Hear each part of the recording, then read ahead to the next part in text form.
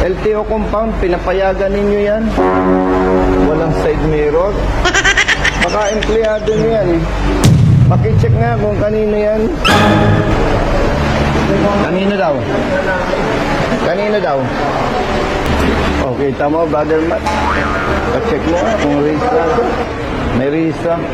Kita mo nga kay Hepe. Okay, tamo. O walang dalang rehistro. Alam mo, hinimamaneho ng OJT mo, walang rehistro.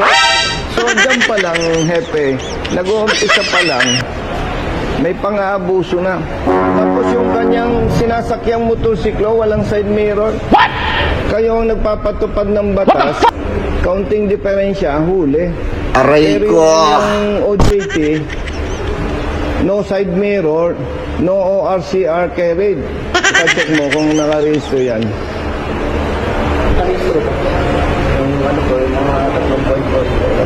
Oh, hindi rehistrado.